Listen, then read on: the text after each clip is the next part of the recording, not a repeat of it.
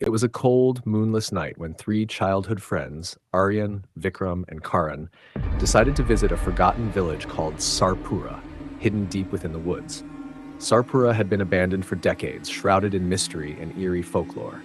The villagers once lived in peace, but one night they all vanished without a trace. People who ventured there never returned, giving rise to chilling tales of curses and spirits. Aryan, ever the adventurous one, suggested the trip. Vikram, skeptical but curious, agreed. Karan, the quietest of the trio, hesitated but didn't want to be left behind. Armed with flashlights and little more than courage, they set off. The path to Sarpura was overgrown, lined with ancient trees that seemed to whisper in the wind. As they walked deeper into the forest, an unnatural silence enveloped them. The usual sounds of the woods, crickets, rustling leaves, vanished, replaced by the weighty stillness of something unseen, watching.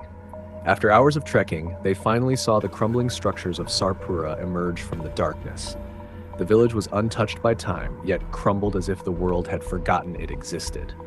The houses, built from weathered stone, looked as though they had once been beautiful, but now stood as decaying tombs.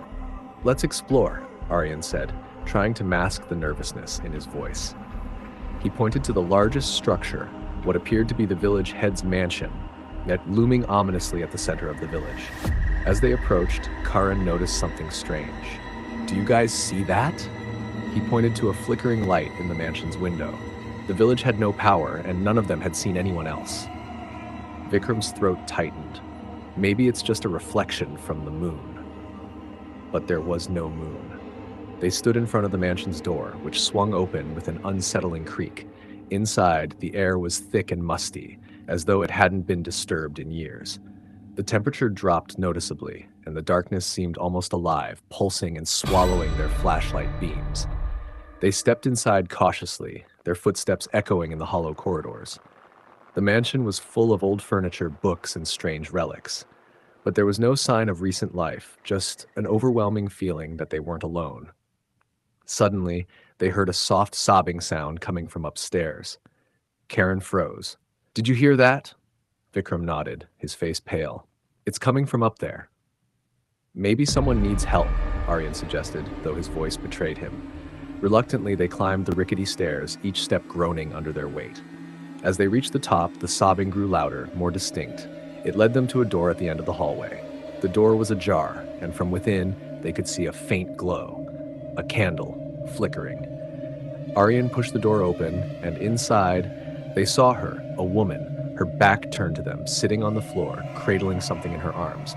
She wore a tattered, old-fashioned sari, her long, matted hair covering her face. "Ma'am?" Aryan called softly. The woman stopped sobbing and became completely still. An oppressive silence filled the room. Suddenly, she stood up, still facing away from them.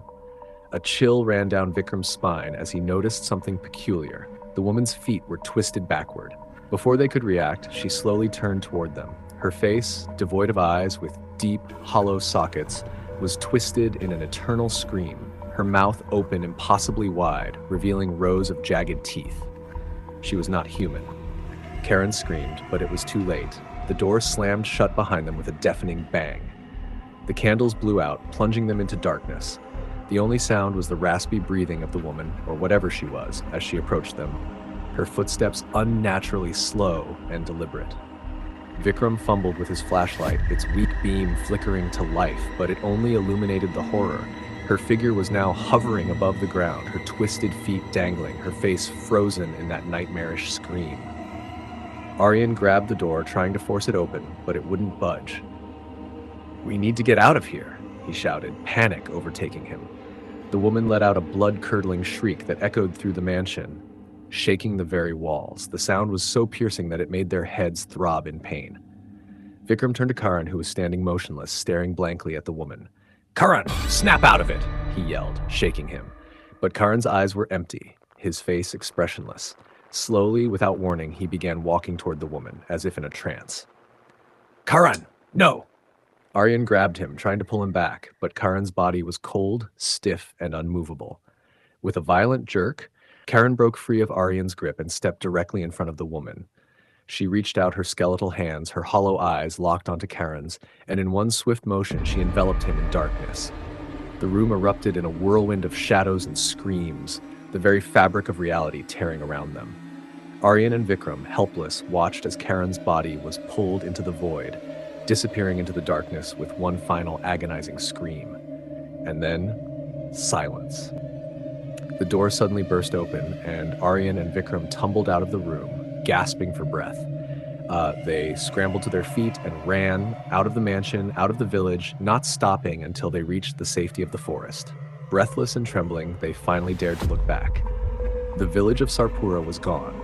In its place was nothing but dense, unbroken forest, as if the village had never existed. Karan was never found. Aryan and Vikram returned home, but they were never the same. At night, they could still hear Karan's scream echoing in their minds. And sometimes, just before sleep, they would hear the soft sobbing of a woman, calling them back to Sarpura.